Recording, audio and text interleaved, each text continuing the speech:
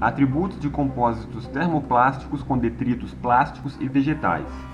Autores: Bernardo Zandomênico Dias, João Luiz Calmon e Cristina Engel de Álvares, do Laboratório de Planejamento e Projetos e do Departamento de Engenharia Civil da Universidade Federal do Espírito Santo, Brasil. Introdução. Os compósitos termoplásticos são empregados na construção civil para a confecção de decks, corrimãos, mesas e bancos, por exemplo, como é mostrado na imagem, um deck, corrimãos e suportes desses corrimãos, todos feitos em compósitos termoplásticos. Eles são geralmente fabricados a partir de resinas virgens e recicladas de polietileno de alta densidade, polietileno de baixa densidade, de polipropileno e policloreto de vinila, PVC. A imagem mostra embalagens de vários produtos e que são geralmente feitas dessas resinas citadas.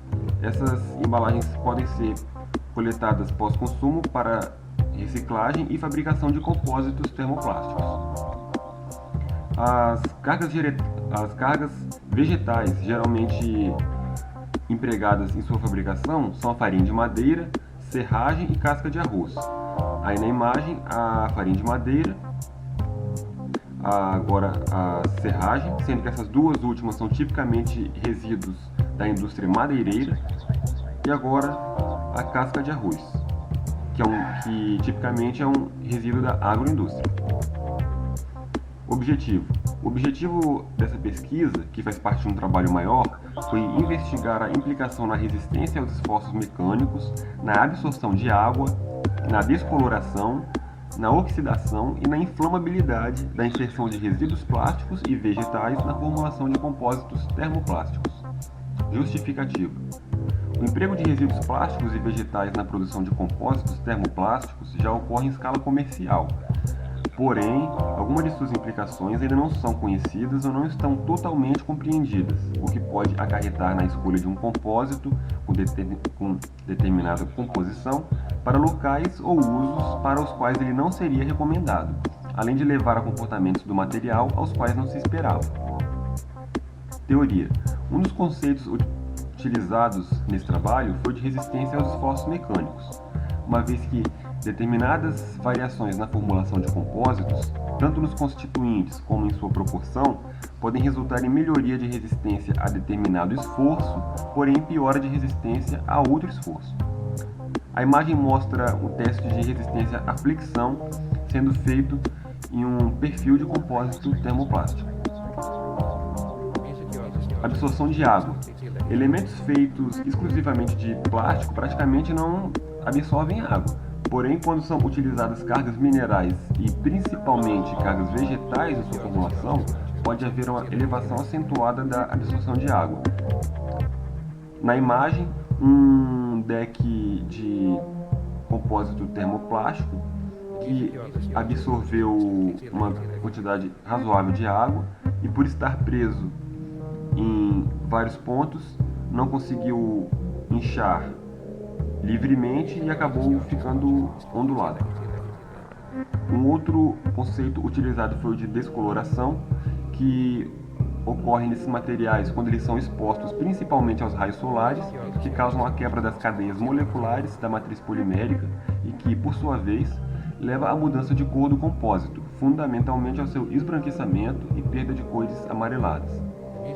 Pode ser visto aí na imagem a diferença de cor entre um local que era protegida dos raios solares de umidade e chuva e era protegida por um tapete, do local que não tinha essa proteção.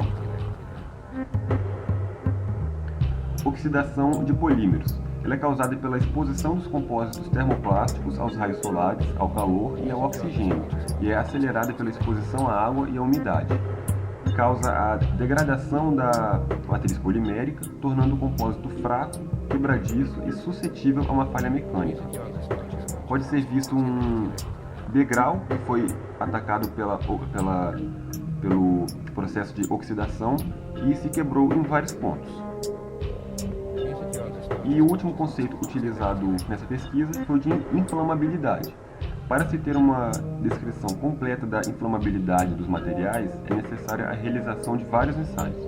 Um desses ensaios é o Limited Oxidation Index, LOI, que mede a quantidade mínima de oxigênio necessária para que os materiais entrem em ignição. Um outro ensaio é a calorimetria de Cone, que fornece dados para determinar o tempo de ignição do material, a liberação de calor em relação ao tempo, entre outros aspectos. A imagem da esquerda mostra um compósito antes do ensaio de inflamabilidade e o da direita mostra esse mesmo compósito após o ensaio. Metodologia.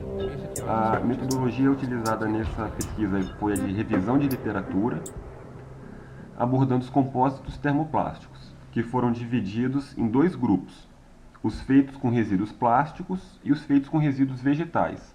Para ambos os grupos, pesquisou-se as propriedades mecânicas, a absorção de água, a descoloração, a oxidação e a inflamabilidade. Foram feitas análises dos artigos encontrados sobre essas propriedades e, com base nessas análises, viu-se se havia concordância ou discordância dos resultados desses artigos e possíveis explicações para as discordâncias encontradas. Os artigos foram buscados na base de dados Scopus e Web of Science, priorizando-se artigos publicados após o ano 2000. Foram analisados 23 trabalhos, sendo alguns de revisão de literatura e outros experimentais. Resultados. A partir da análise dos trabalhos científicos, podem ser feitas as seguintes afirmações sobre as propriedades de compósitos termoplásticos com resíduos plásticos e vegetais. Com a inserção de resíduos plásticos em compósitos termoplásticos, verificou-se nesses trabalhos que o módulo de elasticidade, a resistência à flexão e a resistência à tração desses compósitos ficaram estatisticamente iguais. Entretanto, quanto à resistência ao impacto, essa diminuiu. A absorção de água, os trabalhos analisados apresentaram resultados opostos. Alguns colocavam que a absorção de água aumentava e outros colocavam que ela diminuía com a inserção de resíduos plásticos nos compósitos termoplásticos. A descoloração desses materiais também permaneceu estatisticamente igual. A oxidação teve aumento, isto é, eles ficaram mais suscetíveis a oxidar.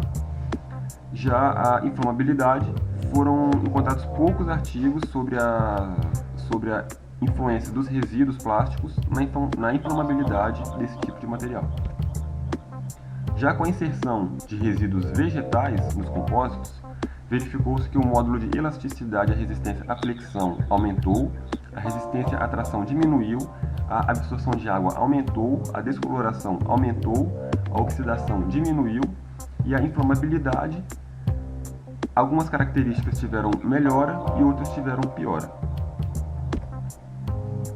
Conclusões. Com base nos trabalhos analisados sobre absorção de água de polímeros virgens e reciclados, pode notar-se que eles, como foi falado, que eles apresentaram resultados opostos, o que indica a necessidade de mais pesquisas para esclarecer o que rege a absorção de água desses polímeros.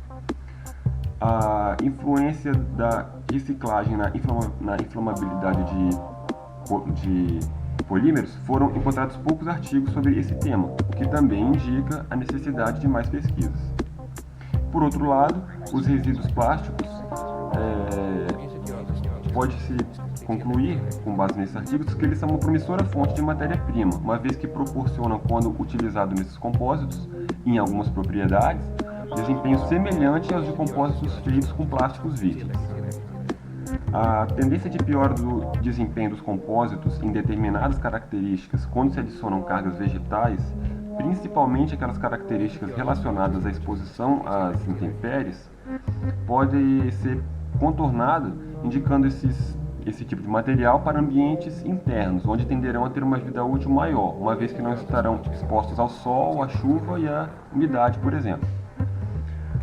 Esses trabalhos também indicam que pode-se conseguir melhoria de várias características dos compósitos com cargas vegetais por meio da inserção de aditivos em sua formulação. assim eles tenderão a ter um aumento de sua vida útil também quando utilizados em áreas externas.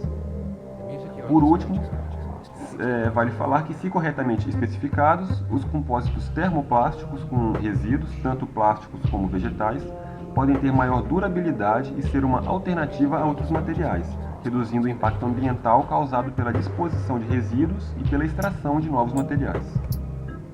Os autores agradecem a Coordenação de Aperfeiçoamento de Pessoal de Nível Superior, CAPES, pelo apoio à pesquisa. Música de fundo do artista Robodub se chama Sandstone Trance, do álbum Up and Down Singles. E-mail para o contato bernardozedias@gmail.com. Obrigado.